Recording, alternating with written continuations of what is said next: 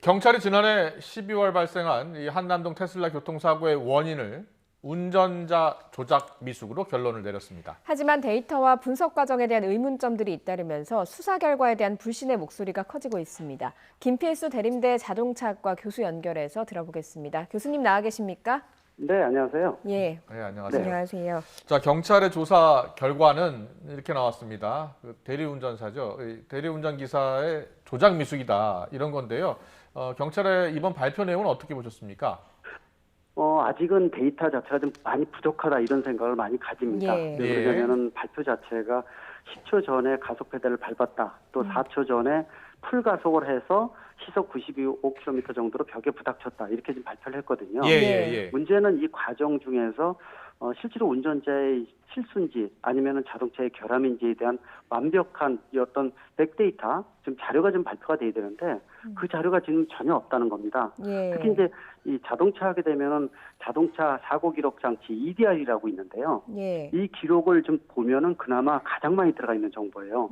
근데 이것을 해석하는데 너무 소실이 커서 분석에 실패를 하고 결국은 테슬라에서 텔레메틱스 자료라고 해서 이 차 운행 정보에 대한 것들을 일부 봤는데 그 정보를 받아서 분석을 했다 그러거든요. 예. 근데 EDR 정보보다도 텔레메틱스 정보에 대한 부분들이 훨씬 더 난이도가 좀 떨어질 것이다 이렇게 좀 보고 있고 또 이런 데이터를 받았으면 데이터 공개도 하고 이 데이터를 어떻게 분석을 해서 이거 자체가 자동차의 결함이 아니라 운전자 실수라는 이런 귀결이 나온 과정을 좀 발표를 해줘야 되는데 달랑 몇 줄만 가지고 했다라는 얘기는 실질적으로 나온 정보가 없는 상태에서 이 자동차의 실수라 운전자의 실수로 결론 짓는 것은 너무 섣부르다라는 생각이 들고 의구심이 나는 부분들이 그렇게 여러 가지다 이렇게 분명히 볼 수가 있습니다. 예.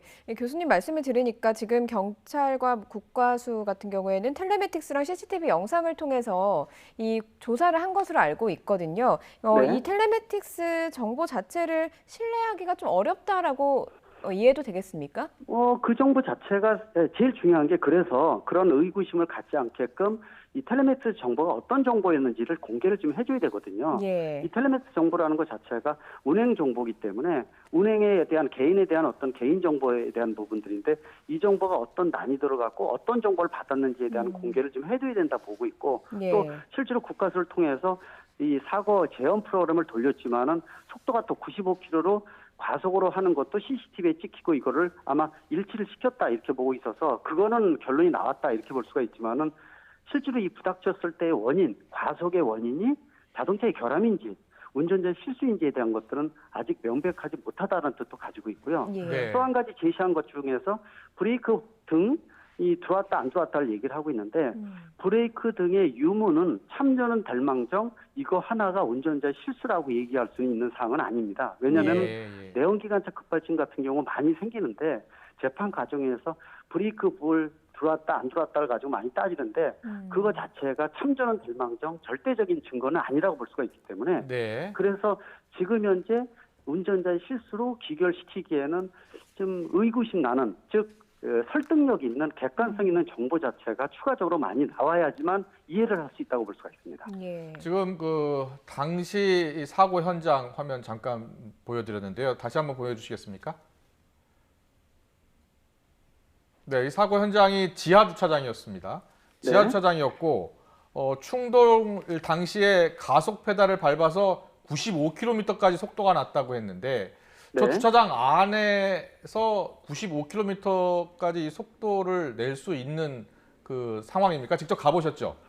그렇죠. 현장에서 안에 들어가지 못하겠으니까 입구 쪽에서 안에 들어다 볼 수 있는 현장은 제가 가봤었거든요. 예. 근데 제일 중요한 건 한번 이것도 한번 생각해 보시면 좋을 것 같습니다. 네. 대리운전자분들은 차를 많이 운전하거든요. 예. 차종을 운전하면서 특히 이제 고급차일수록 사고가 생기면 안 되기 때문에 상당히 좀 주의하고 목적지에 도달하게 되면 더더욱 신경을 쓰는 게 대리운전자들입니다.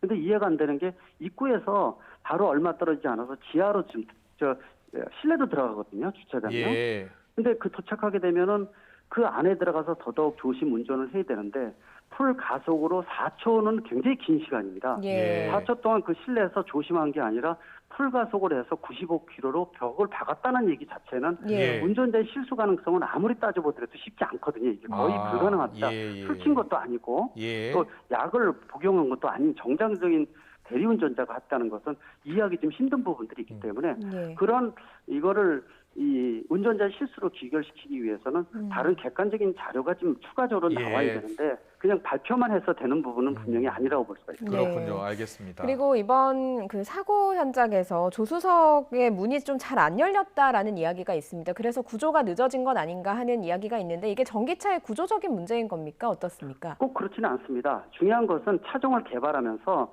차에 대한 특성을 배터리가 어디에 위치하여 있고 비상 탈출구는 어떤 방법이 돼 있는지에 대한 것들을 신차가 나오게 되면 소방청에다 전달을 해서 소방청에서는 군안구조 매뉴얼 뒤에다 붙여가지고 이 사고가 생기면은 그 매뉴얼을 보고 이 차의 특징을 보고 사람을 구하거든요. 그 골든 타임을 늘릴 수 있는 굉장히 중요한 타이밍입니다. 예. 근데 이 차종 같은 경우에는 고민이 좀 되는 것이 자동차 제작사가 아닌 데서 만든 게 테슬라 차량인데 아직도 모델 3 같은 경우에는 전원이 나가게 되면은 문이 뒷문 같은 경우는 모델 3 같은 거 안 열리거든요. 예. 특히 직관성이 굉장히 중요한 것이 뭐냐면은 자 차가 사고가 나게 되면은 손잡이를 당기면 열린다는 일반적으로 사람의 생각인데 예. 예를 들어서 비상시에 전원 나가면은 바닥에서 매트를 들추고 여기를 눌러라 이런 것들을 찾을 만한 시간이 없어요. 네, 그래서 네. 자동차 제작사들은 직관성을 갖고 전기가 나가면은 기계적 정체가 연결돼 있어서 손잡이 잡으면 그냥 열리거든요. 예. 근데 그런 구조가 아니기 때문에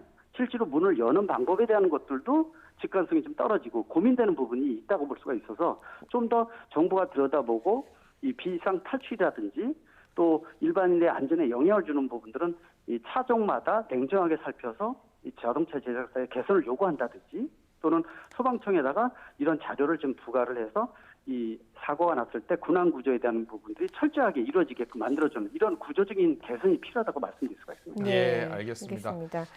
경찰 조사 결과는 일단 운전자 미숙이지만 추가로 좀 더 증거 자료가 좀 더 필요할 것 같다라는 의견을 주셨고요.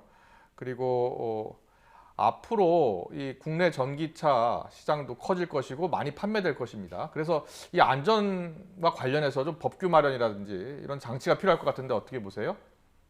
네, 상당히 좀 중요함을 강조할 수가 있습니다. 특히 예. 지금 전기차 같은 데는 바닥에 전형적으로 리튬이온 배터리를 까는 전기차 전용 플랫폼을 올해부터 본격 생산을 하기 시작했지 않습니까? 예. 예. 이런 리튬이온 배터리는 에너지 밀도가 높지만은 충격이나 압력을 받게 되면 열이 많이 발생을 해서 화재의 가능성 아직도 분명히 많다고 볼 수가 있어요. 네. 좀 더 안전하게 만들어야 되고 이런 근본 문제를 없앨 수 있게끔 안전 조치 또 매뉴얼에 대한 개발 또 문제가 있을 때 개선할 수 있는 노력 이런 삼박자가 좀 이루어져야 된다고 말씀드릴 수가 있습니다. 예. 네, 알겠습니다. 오늘 말씀 여기까지 듣겠습니다. 지금까지 김필수 대림대 자동차학과 교수님이었습니다. 잘 들었습니다. 네, 감사합니다.